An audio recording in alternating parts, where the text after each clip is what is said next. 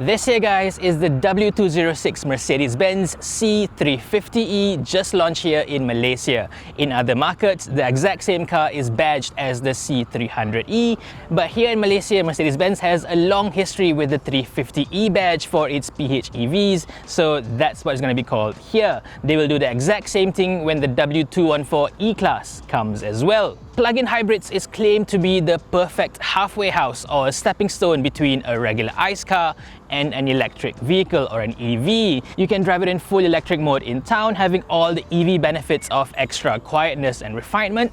And if you want to go long distances, the engine will then take over. You can just refuel the car like a regular petrol car instead of having to go out of your way to look for chargers. It's the best of both worlds, basically. At least that's what it's claimed to be. But you know what? This latest version is the closest any PHEV has ever gotten to that bold claim. Here's my full review of the C350e coming right up. This review is sponsored by BH Petrol. Use Infinity RON 97 Euro 4M fuel today to enjoy your car's peak performance. With the latest generation German additives, it's a perfect match for modern direct injection engines. Exclusive to our viewers, you can use our referral code BHPXPaulTan and get free 200 e-points when you download the BH Petrol e-card app.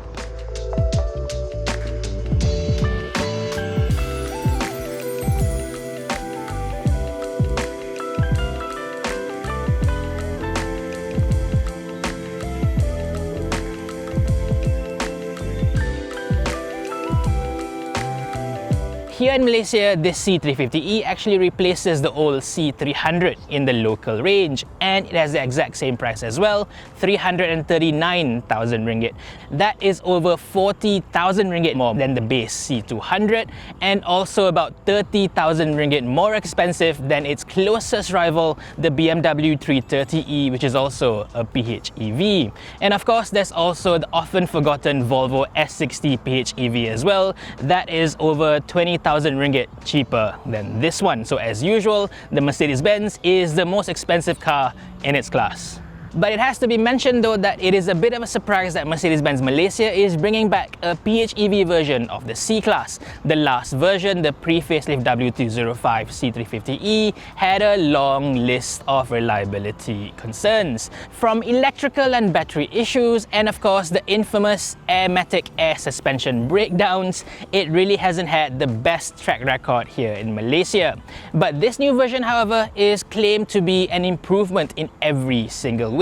Its electrical architecture is said to be far more mature now, so it should be more reliable. Its battery pack is far bigger now, so instead of having a full electric range of around 30 kilometers only, this can go over 100 kilometers on electric power alone. And of course, when it comes to air suspension, this only has a single axle, the rear axle, in air suspension. The front's running on regular steel suspension. And compared to the C300 that this car replaces, it also gains back a few high-spec features. This includes finally the return of a full panoramic sunroof up top, and more importantly is this, the more advanced digital light system. For one, this looks far better than the projector and reflector combination system on the C200 and the 300, and this also has a far better control of its matrix auto high beam function, matching the latest S-Class.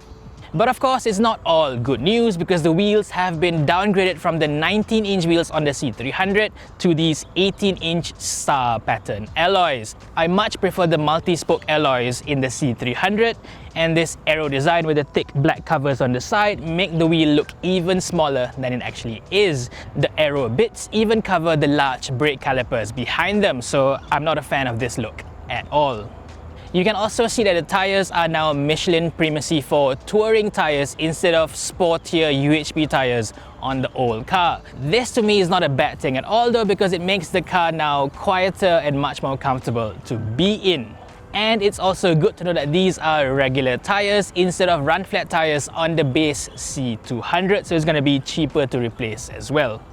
Another thing that you'll also notice is that this car rides quite a bit higher compared to both the C200 and the C300. This is because of the full comfort suspension setup on this car, steels up front and air at the back, and it rides a full 15mm higher than the regular cars. The stance is definitely less sporty than the other variants, but it does give this car far better ride quality, but more on that later on, of course. Round the back, this car looks identical to the previous C300 apart from the badging. That of course includes the fake exhaust tips at the bottom, which I absolutely hate. But the rest of the car I think looks fantastic, especially with the full AMG line exterior package. This strikes the perfect balance between class and sporty, and I think this is by far the best looking premium sports sedan in its class. An important change that Mercedes-Benz has made moving from the last gen PHEVs into this new one is the placement of the charging ports. Previously, this was on the rear bumper, which made it very easy to damage, even with very light accidents, of course leading to expensive repair costs. So now it has been moved to the rear fender instead. So now the car has flaps on both sides, a regular fuel flap on the right side and a charging port on the left side. Having said that, it's not quite symmetrical because the charging door has been made very tall to fit in the DC CCS2 plug, which is an optional extra. However, here in Malaysia, we don't get that option. Inside, it's exactly the same as the old C300 apart from the panoramic sunroof that I've already mentioned. So this has the usual highs and lows of the W206 C-Class cabin. Number one, I have to talk about the design. This is easily the best looking dashboard in the class. It looks the most expensive, at least on the surface.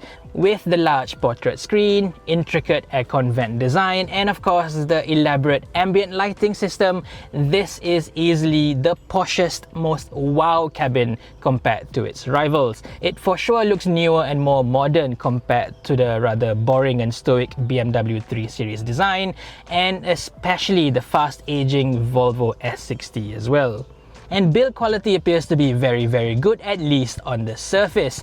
The steering wheel especially is covered in this soft and supple genuine Nepal leather, and the door cards, the top of the dashboard are all covered in leather as well, even the deepest furthest part of the dashboard, which in most other cars are just covered in hard shiny plastics. Here it's all leathered up.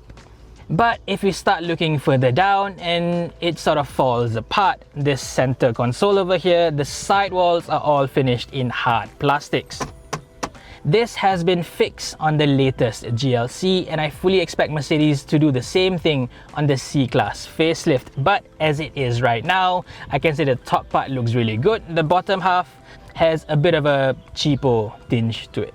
Equipment-wise, it's mostly all good though. The steering wheel still has electronic adjustment over here, and both the front seats have fully power controls, although this big flat touch panel is a pain to use. One glaring omission, however, is the speaker system, because this still has the base audio package and not the upgraded Burmester system that you've come to expect with top-end models like this. As usual, this car has full wireless Apple CarPlay and Android Auto connection, although if you use it over a long period, it tends to heat up your iPhone when connected wirelessly. At the back, you get a decent amount of legroom, about the same as both of its rivals, although headroom is a bit tight, especially with this sunroof option. Overall though, I still think both the 3 Series and the S60 have better rear seat design, which are more comfortable compared to the C-Class. The boot, as you can see, is not very good. The floor has been raised up quite a fair bit to fit in the flat battery pack underneath. So while the boot space is still wide and long, it is now extremely shallow. It would just about fit a regular size cabin luggage like so, but not much more than that. Plus, because you can't even lift up the floor anymore, you'll have to keep the charging cables in your boot itself, taking up even more space. Another loss is that you also lose out on the ultra practical foldable basket that you get in the regular variants. As for absolute volume, you only get 355 litres here, a full 100 litres less than the regular versions.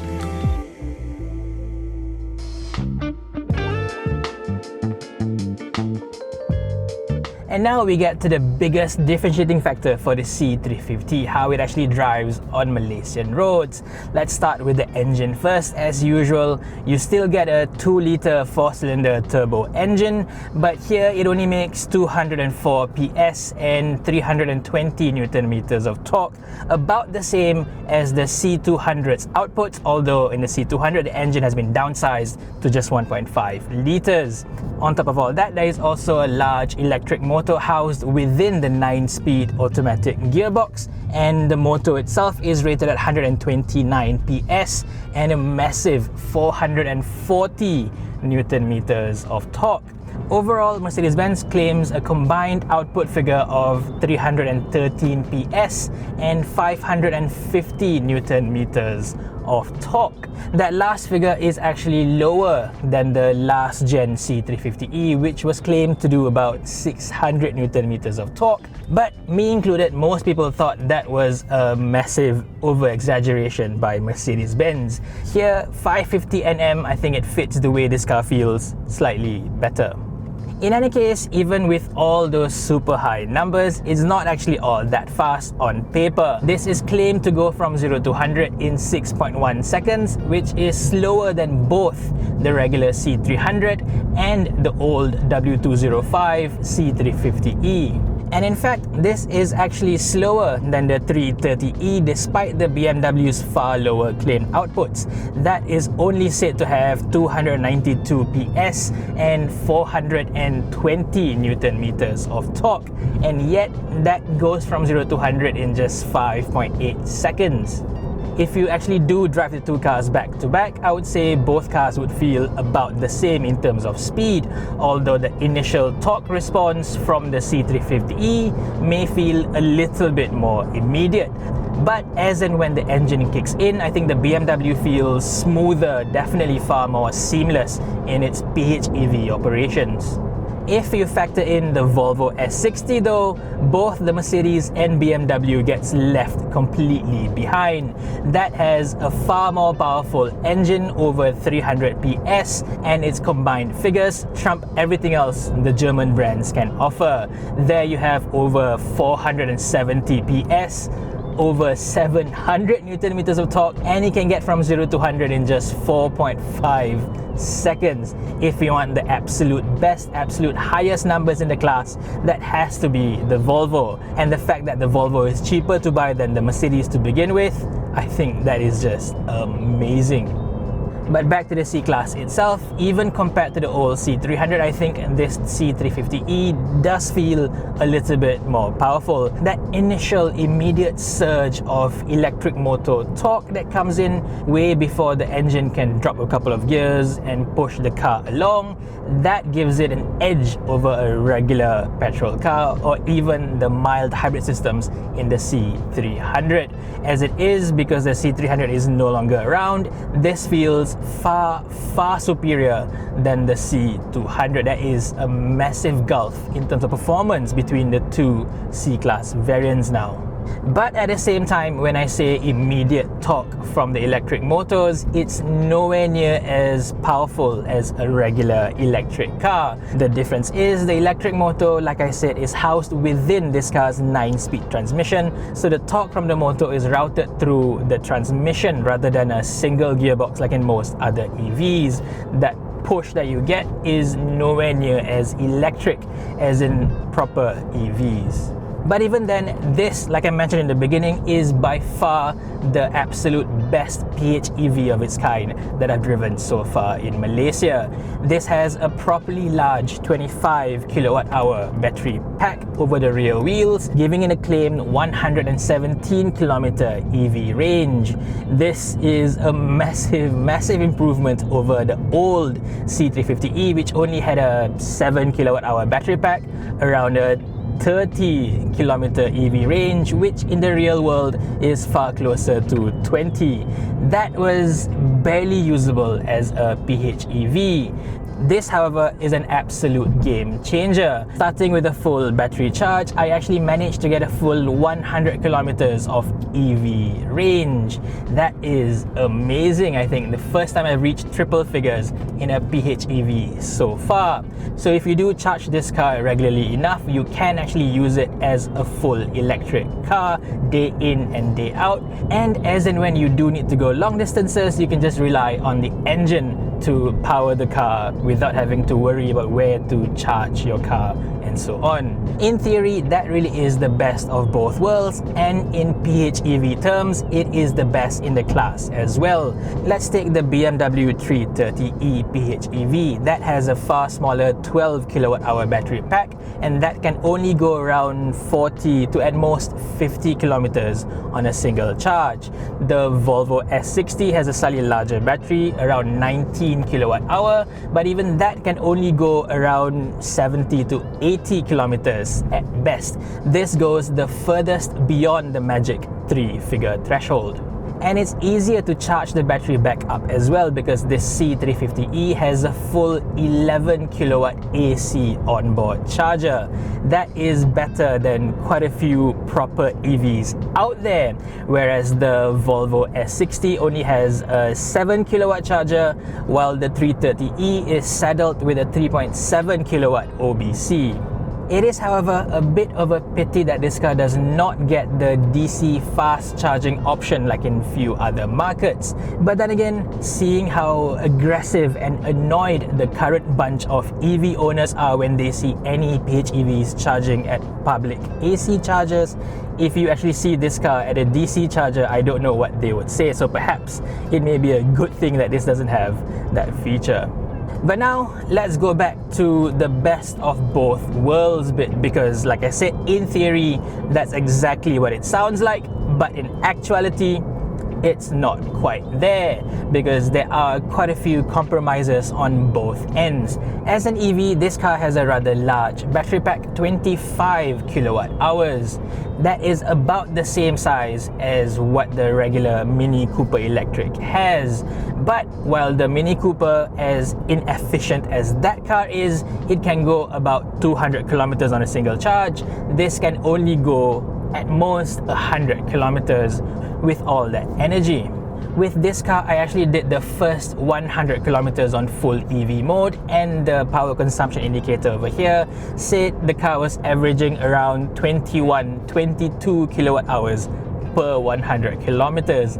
That is a super high power consumption by EV standards. I mean, that's about the same consumption that I had with the humongous EQS SUV, as well as the ultra powerful Lotus Electra. So by EV standards, you can see how inefficient a car like this is, because on top of the regular heavy battery and electric motor, it still has to carry the full engine up front as well. The weight penalty is actually massive with this car compared to the regular C300. The C350e, with the batteries and everything else, it's heavier by 450 kilograms.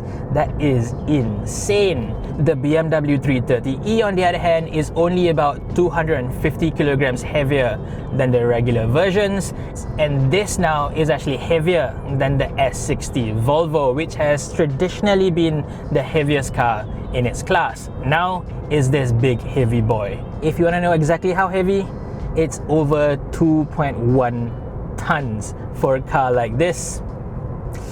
That's insane. But back to the best of both worlds bit. As a regular petrol car, this isn't the best either. Once the battery has gone flat, this car I've averaged around 10-11 liters per 100 kilometers, which is far higher than what you would expect from a hybrid. The issue is exactly the same as this car in EV mode. Even when running around in full petrol mode, burning good old dinosaur juice, it still has to lug around this big heavy battery pack and electric motors that extra 450 kilograms. So yeah, you'll end up using more fuel than a regular C200 and the C300. It's only when you start to use this car as it should be that it starts to make a little bit more sense. If you charge the car regularly enough, drive the car in full EV mode as much as you can, you will start to see that your fuel consumption gets lower and lower. Now, as it is right now, I've driven this car around 300 kilometers, and the average fuel consumption, including the car being driven in full EV mode, is about 5.2 liters per 100 kilometers. So overall, that's not bad, but only if you charge it regularly. If you keep driving it around with no battery left, you'll end up using way more fuel than most other cars. This fuel economy test was carried out using BH Petrol Infinity RON 97 Euro 4M, your ideal choice for peak engine performance, smoother drives, and improved fuel economy. Now let's move on to ride and handling. The biggest difference between this and a regular C300 is the suspension system. Like I said, this runs a one-axle air suspension setup that's over the rear wheels because it needs to prop up that big heavy battery. That in fact is a self-leveling air suspension system, so even if you load up the car with full passengers and big heavy cargo at the back, the air suspension at the back will actually adjust its compression rate so that the rear end doesn't sag. The front suspension is a regular steel suspension that is not adjustable at all. Like I mentioned, this rides slightly higher than a C200 and a C300, so it does give it a softer feel overall. And together with the rear air, this is far more comfortable, far more stable than any other C-Class that I've driven before. That even includes the old C350e from before with its full air suspension setup. Air suspension technology has come a long way since then, and hopefully with this new car, it's a little bit more reliable as well. Only time will tell. Compared to its rivals with the new setup, this is now the most comfortable car in the class. It comfortably beats both the 3 Series, even with its adaptive suspension, and the Volvo S60 with its fixed passive springs. You do lose out, of course, on the stiffer sport settings in the BMW's adaptive suspension, but then again, in a C-Class and a PHEV one at that, I don't think that many people will have a lot of use for a proper sports mode. Because along with the softer ride, you also get a sloppier handling. This riding higher than before and also being softer, it does soften up the handling quite a fair bit. It doesn't feel quite as confident tackling corners as before. The steering isn't much different, it still loads up quite well through the corners, but if you actually do push the body into the corners, you'll feel there's a lot more body roll now, and there's definitely a lot more weight being pushed around as well. Like I said, this is now over 2 tons, and that extra weight over the rear wheels do not do any favors to this car's handling balance. Having said that, it's not that bad of a steer. You can still have a bit of fun if you push it through corners here and there, but then again, that's not really what the car is built for. It's designed for comfortable town driving and of course long distance cruisers. At those two things, it is absolutely fantastic. Even better is the improved NVH package. This is the very first C-Class I've driven here in Malaysia with double glazed windows, so even when being driven around as an EV with no engine sound to drown all these rogue noises, the car actually feels almost pin drop silent when you drive it around. That's very impressive. And even when the engine is on, you're just cruising on the highways, yeah, there's very little road noise coming in thanks to those quieter touring tires, of course, and a lot less wind noise coming in overall. This is now a far more refined car than pretty much all of its rivals. And lastly, let's talk about safety and the driver assist systems. This being a Mercedes-Benz Malaysia product, it has the bare basics as in AEB, blind spot monitor, and that's about it really. This car does come with pre-installed Distronic, but if you actually press the button on the steering wheel, you get a message on this front meter saying this feature is not enabled but can be purchased at a later date. I think that is insulting for a car that cost 340,000 to buy to begin with. Now, you can actually go through the Mercedes-Benz Mercedes-Benz Mi Store, and you can activate this feature for about 900 ringgit for a year or something like that. But come on, this feature is already installed in the car. Just, allow us to use it. Come on. Mercedes-Benz is far from being the first car maker in the world to have this sort of activation fees for features already installed in the car. Tesla does it as well, BMW tried it as well, and quite a few other manufacturers are starting to go into this model. But this is one of the first few times that we are getting it in Malaysia, and I don't like it. I don't like it at all. So that's my full review of the W206 Mercedes-Benz C350e here in Malaysia. As a plug-in hybrid, I think this is by far and away the best of its kind in Malaysia so far. The fact that this can go a full 100 kilometers on full electric EV mode means you can actually use this as a proper EV day in and day out, given that you charge it every now and then. No other PHEV in the market lays the same claim. And then as a C-Class, this is by far the most comfortable one so far, and it does so without being too floaty like in the old gen C350e. Overall, I think this is a fantastic package. However, it has to be said that the BMW 330e has a far smoother, far more seamless PHEV system, and the Volvo S60, as always, offers far better value at this price range. Overall though, if it's me choosing a car in this segment, I think I might just get another C-Class again. Do you agree or disagree with me on this? Do let me know in the comment section below. Thank you for watching everyone, and stay safe. This review is sponsored by BH Petrol. Use Infinity RON 97 Euro 4M fuel today to enjoy your car's peak performance. With the latest generation German additives, it's a perfect match for modern direct injection engines. Exclusive to our viewers, you can use our referral code BHPXPaulTan and get free 200 e-points when you download the BH Petrol e-card app.